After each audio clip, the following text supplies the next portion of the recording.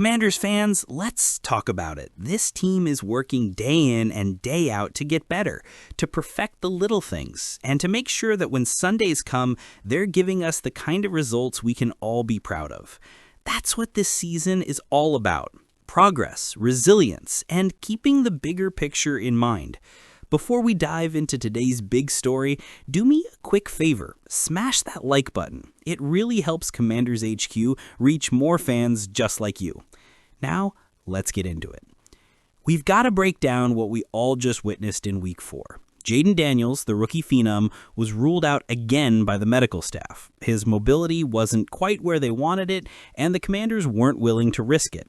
That meant one thing. Marcus Mariota, one of the league's most seasoned backups, got the call to step in once again.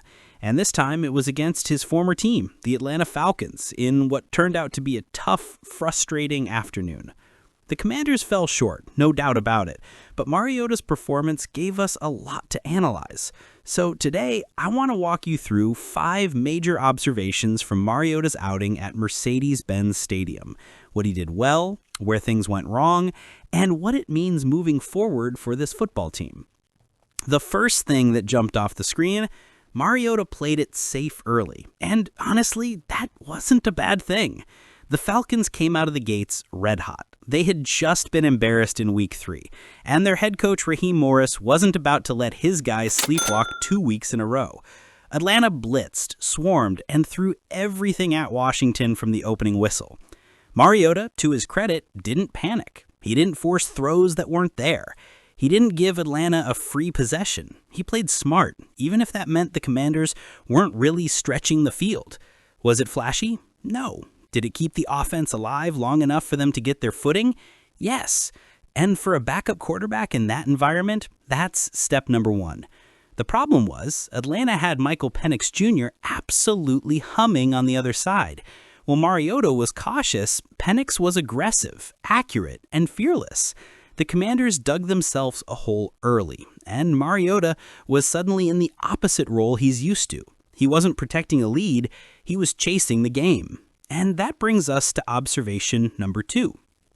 Even though the defense struggled badly and the offense stalled out of the gate, Mariota gave Washington some hope in that first half. Let's talk numbers real quick. 75% completion rate, 62 passing yards, 1 touchdown, 0 interceptions, and 113.9 passer rating. Those stats might not blow you away, but context matters. Mariota hit Luke McCaffrey with a laser for the Commanders' first touchdown of the game. He was accurate, he was calm, and for stretches, he gave the team exactly what they needed: stability. Nobody expected Mariota to put up Jayden Daniels-type fireworks. That's not who he is. Mariota is a game manager, a veteran who can guide the offense if everyone else around him does their job. And in that first half, he showed exactly that. The problem was, too many other areas weren't holding up their end of the bargain. Now, here's where things took a turn. When Washington beat the Raiders with Mariota under center earlier this year, it worked because the team played complementary football. The ground game exploded for over 200 yards, the defense forced mistakes, and Mariota didn't have to be Superman. Against Atlanta, completely different story. The Commanders' defense couldn't get off the field. The offensive line let Mariota get sacked twice and pressured constantly. And because of that, Mariota had to start pressing. That's when the mistakes showed up. The deep interception to Xavier Watts was a turning point. Mariota wasn't reckless, but he was playing catch-up against a defense that knew he had to throw.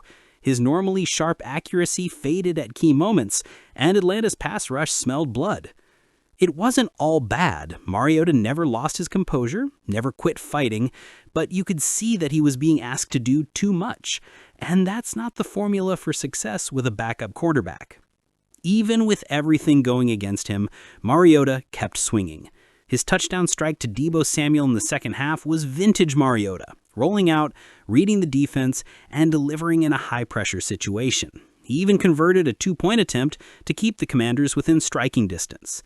But let's be real, one man can't do it all. The defense was leaky from start to finish. Atlanta's offense had its way, both on the ground and through the air. And with top weapons missing, Mariota simply didn't have the firepower to keep up. That's not on him. That's a team issue. Mariota showed professionalism, toughness, and determination. But you can only swim upstream for so long, before the current wins. This is the hard truth, Commanders fans. Mariota can keep you competitive in stretches, but if this team wants to live up to the expectations Dan Quinn has set, they need Jayden Daniels back. Plain and simple. Mariota did a good job of holding down the fort. He didn't embarrass himself, he didn't collapse under the pressure, but the Commanders' ceiling is tied to Jayden Daniels. His playmaking ability, his improvisation, his leadership, it changes everything. The good news, your report suggests Daniels has a good chance of being cleared for Week 5 against the Los Angeles Chargers. That's going to be a monster matchup. Justin Herbert is playing at an MVP level, and the Chargers look like legitimate Super Bowl contenders. The Commanders can't afford another slow start. They'll need their star rookie back, and they'll need the defense to wake up in a big way. If Daniels does return, Mariota slides back into the role he was brought here for, one of the league's most dependable backups, a steady presence in the locker room, and a player who's shown he can step in when called upon. And honestly, that's exactly what you want.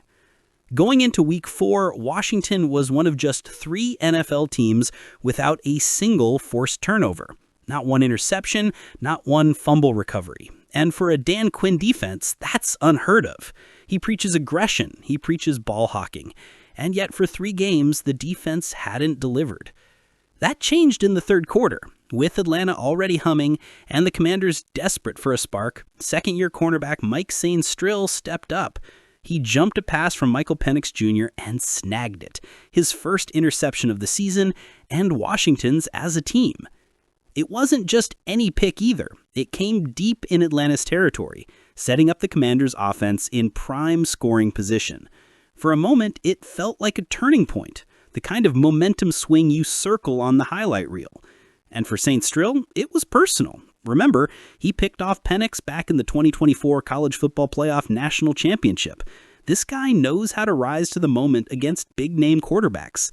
But here's the problem. Instead of cashing in for a touchdown, the Commanders had to settle for a field goal.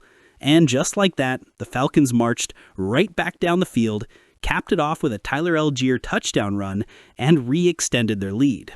1 step forward, 2 steps back. Still, that interception matters, because if Washington is going to fix this defense, it's going to take young playmakers like Sainristil seizing their opportunities and proving they can be difference makers. Let's be honest, the defensive backfield has been disappointing through 4 weeks. Coming into the year, expectations were sky high. Sainristil was supposed to make the year 2 jump. Emmanuel Forbes was supposed to solidify his role. And with Dan Quinn and Joe Witt Jr. running the defense, fans thought turnovers would come in bunches. Instead, we've seen blown coverages, big plays allowed, and a group that looks a step slow compared to the hype. Atlanta, a team that struggled badly on offense just a week ago, lit up the Commanders' secondary. That's not supposed to happen. Sainristil's pick is a reminder of the potential that's still there. The Commanders need more of it. If they're going to hang with high-powered teams later in the season, they can't just bend and break. They need to take the ball away. Now let's shift to the offensive side, because there was another storyline out of Week 4 that fans can't ignore: Brandon Coleman. The 2024 third-round pick was a healthy scratch for the second straight week, and that's after already being benched for Chris Paul in Week 3. Think about that for a second. A guy drafted to be a foundational piece of the offensive line can't even crack the game day roster right now. The official word from Cliff Kingsbury was that Coleman's demotion started with an injury. But if that were still the case, why leave him off the active list again while fully healthy? The reality is simple. Chris Paul has stepped in, played strong football, and flat out earned that starting left guard job. Meanwhile, Andrew Wiley continues to hold down the other guard spot. With Sam Cosmi eventually coming back from injury, Coleman has slipped way down the pecking order. That's not where he thought he'd be in year 2. And it's not where this coaching staff hoped he'd be either. But here's the truth about the NFL. Nothing is guaranteed. Draft position doesn't protect you. You have to fight for every rep, every snap, every chance. For Coleman, this is a wake-up call. He's going to need to put in serious work to regain trust, stay sharp in practice, and be ready for the moment his number is called again. Will that chance come this year? Maybe, maybe not. But one thing's for sure, Coleman has to reset his mindset. Because right now, Washington is moving forward without him. When you zoom out, Week 4 is one of those games that reveals a lot about where a team stands. Defensively, the Commanders are in a rough spot. They're not generating enough pressure, they're not creating turnovers, and they're allowing too many easy plays. Mike Sainristil's interception was a flash of hope, but flashes won't be enough to beat contenders. This group needs consistency. On offense, the injury bug is forcing the team to adapt. Jaden Daniels, Terry McLaurin, Percy Butler, Noah Brown, and John Bates were all ruled out for this game. That left the roster thin and the margin for error razor sharp. Mariota did what he could, but without those weapons, it wasn't enough. And in the trenches, young players like Brandon Coleman aren't stepping up the way fans hoped. This doesn't mean the season is doomed, far from it. At 2-2, Washington is still in the mix. They've shown they can dominate when everything clicks, like in Week 3. But if they're serious about being a playoff team, these issues have to be addressed quickly. So there you have it, 5 major takeaways from Marcus Mariota's performance against the Atlanta. He was smart early, solid in the first half, forced into chasing the game, showed flashes of determination, but ultimately proved that this team lives and dies with Jaden Daniels. Mariota deserves respect for the way he competed. He kept the Commanders in it far longer than they probably deserve to be. But if this team wants to reach its full potential, the young franchise quarterback has to be back on the field, and soon. Now, Commanders fans, I want to hear from you. What did you think of Mariota's performance? Do you believe he's doing enough to keep the Commanders afloat? Or are you just counting down the days until Jaden Daniels can be cleared to play again? Drop your thoughts in the comments below. I love hearing what this community has to say. And before you go, don't forget, hit that like button, subscribe to Commanders HQ, and turn on notifications so you never miss an update. We've got a big week ahead, and you're not going to want to miss the breakdown. This is your home for everything Washington Commanders. Until next time, let's keep the faith and keep pushing forward.